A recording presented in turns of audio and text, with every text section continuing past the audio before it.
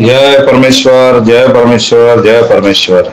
तमाम जहान के हिंदू मुसलमान और साध संत और पंडित फकीर और मुल्कों मुल्क के राजा महाराजा और सातों आठों वलायत और सब वलायतों के बादशाह और दीगर अंग्रेज वगैरह को मैं साथ अनुपदास हाथ जोड़ के अर्ज करता हूँ कि इस किताब को अपने जीव के मुवाफिक रखना और किताब को पढ़ना और पढ़कर वाकिफ होना और पुरानी होने पर नई किताब छपवा कर इसका नमूना पास रखना ताकि संसार भूले नहीं, ताकि सब संसार के लोग इन बनियों बेईमानों के जाल को रावण वगैरह की तरह से छुड़ावे।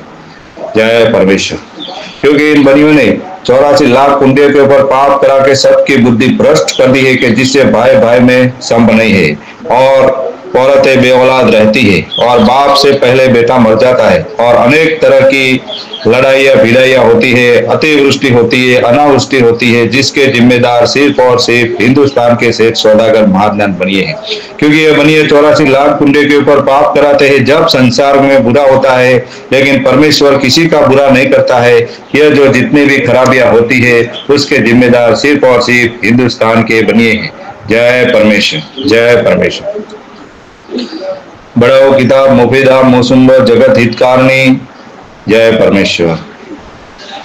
अज तसनीफ साथ अनुपदास। जय परमेश्वर। मूर्त वतन मुल्क मारवाड़। यह जगत हितकारणी जिसको श्री अनुपदास प्रिंटिंग प्रेस सावनी एरमपुरा में छाप के प्रसिद्ध किया।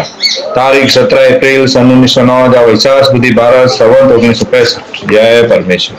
श्री जगत हितकारणी लतमाश। यह किताब मैंने फायदा के वास्ते बहुत मेहनत तमाम और बहुत से रुपया खर्च करके तैयार की है।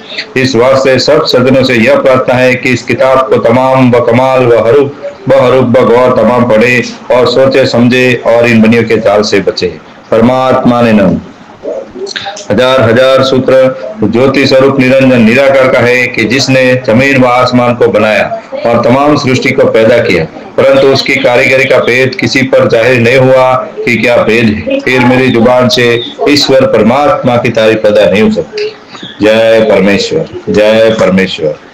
हर रोज 3 पेज की रिकॉर्डिंग भेजता हूँ और आज और 3 पेज की रिकॉर्डिंग भेजता हूँ। उसको जरूर जरूर सुने और अपनी अपनी औलाद बचाने के लिए बंदोबस्त करे। जय परमेश्वर। बस 32 से चालू कर रहा हूँ। जय परमेश्वर। परंतु बनियों ने जादू से भुला के उनका धर्म भ्रष्ट कराया। सो जब उन्होंने हाड़ का सोना देखा, जब उन्होंने ब्रह्म भोज कर लिया और जिम लिए, सो वो तो परमेश्वर की कला से भूले थे। जब बेचारे ने जीवन को जिम लिया सो उनको जादू की खबर नहीं और ना संसार को खबर कि राक्षसी जाल है।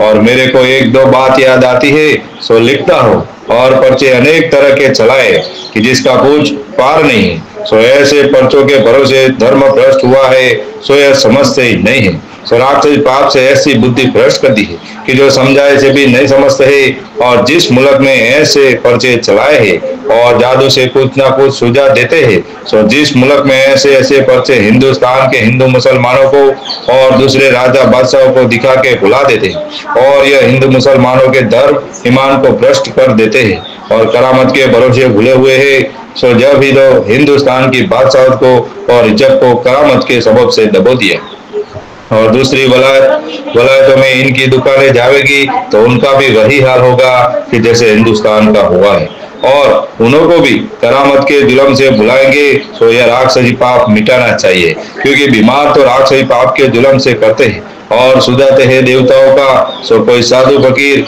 उस बीमार के ऊपर हाथ फिरा देवे तो वो अच्छा हो जावे, या कोई साधु फकीर पागल नहीं हुआ होए और वो हाथ फेर देवे और यह कह देवे कि जा तेरा बेटा अच्छा हो जाएगा।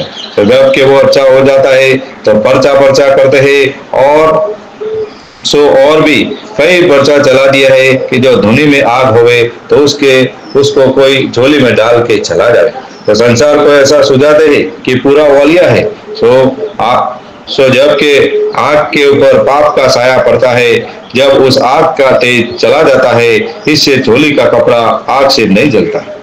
सो उन फकीरों को साधुओं को भी खबर नहीं है और कोई कोई यह भी बद्दुआ देता है कि जा तेरा घर जल जाएगा। सो जलता तो है, परंतु जलता तो है राक्षसी पाप के जादू से और सुझाते है पर्चा। सो साधु फकीरों को राक्षसी पाप की खबर नहीं, वो तो यह जानते हैं कि हमने परमेश्वर को वचन सिद्ध किया है और संसार को भी राक्षसी पाप से ऐसा सुझा देते कि इस साधु फकीर का वचन सिद्ध है। सो बनियों ने राक्षसी पाप के भुला रखा है कि रावण ने ऋषिश्वरों को जादू के जुल्म से पर्चों के भरोसे भुला रखा था, उसी तरह से इन बनियों ने भी राक्षसी पाप के जुल्म से साधु फकीरों को और संसार को भुलाया है।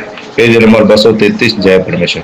और जादू से किसी किसी साधु वगैरह के दिल में ऐसा सुझाते हैं कि हम सिद्ध हो गए हैं और शेर बन जाते, और संसार को भी ऐसा ही सुझा देते हैं, जिसे संसार के लोग भी यही जानते हैं कि कोई कोई साधु शेर बन जाता है। सो यह करामती हो गया है और मालिक के घर में पहुंच गया है। सो देखो यह शरीर किसी का भी नहीं पलटता है जब तक कि जिंदा रहता है, क्योंकि मालिक ने जिस तरह का बनाया है वैसा ही रहता है।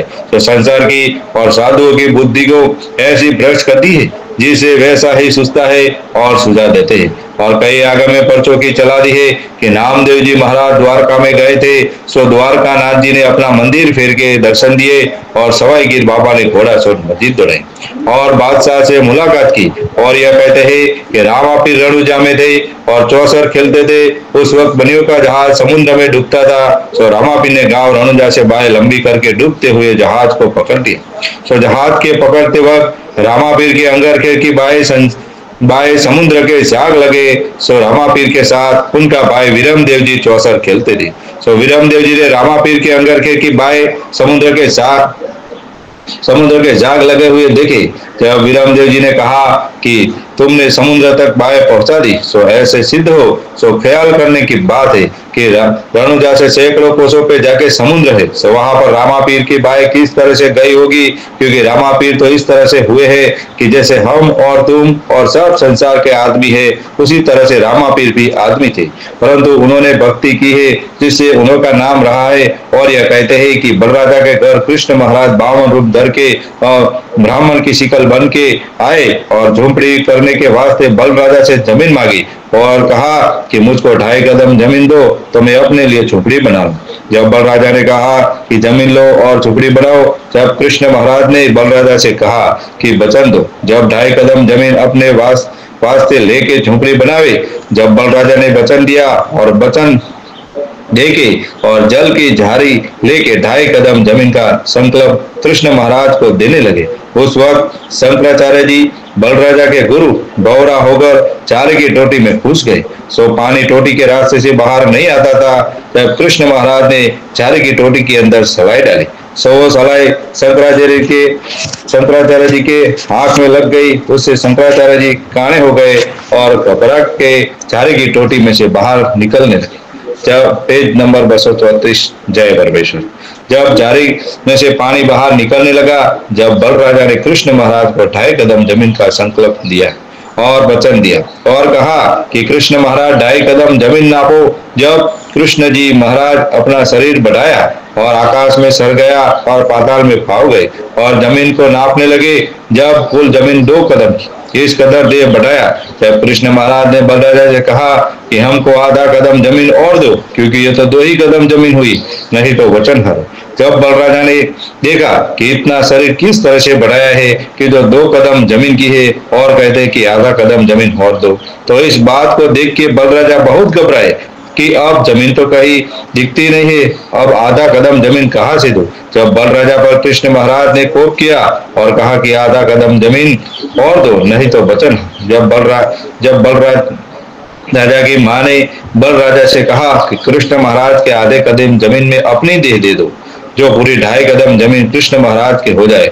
जब बलराजा ने अपनी माँ के वचनों को सुन करके कृष्ण जी महाराज के पांव के नीचे गिर गए। जब कृष्ण महाराज ने बलराजा के शरीर में लात मारी तो लात के लगने से जमीन फूट गई। तो बलराजा पाताल में चले गए। जब बलराजा कृष्ण जी के पांव को चाटने लगे।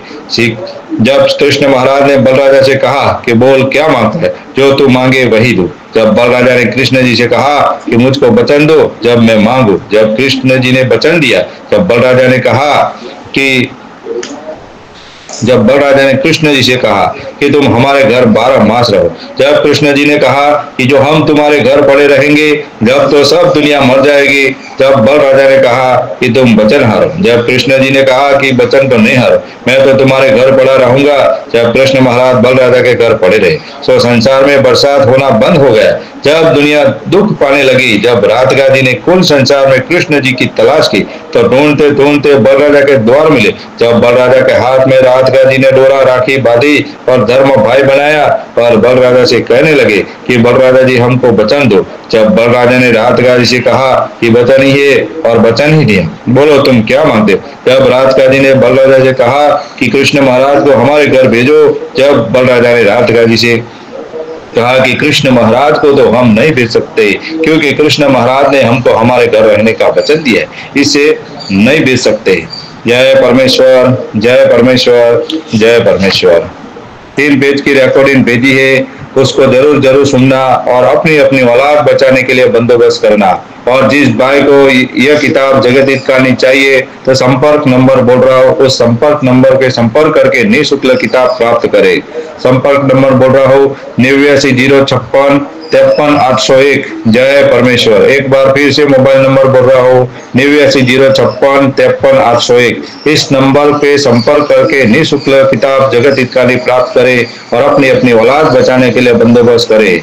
जय परमेश्वर। मेरी हाथ जोड़ के अर्ज है कि सब संसार इस किताब को पढ़ करके अपनी अपनी औलाद बचाने के लिए बंदोबस्त करे ताकि इन बनियों का राक्षसी पाप संसार में से दूर हो जावे, तो इस जमीन माता में सजग हो जाए और सबकी बुद्धि दुरुस्त हो जाए और सब जीवार्जुन परमेश्वर के ध्यान में रहे।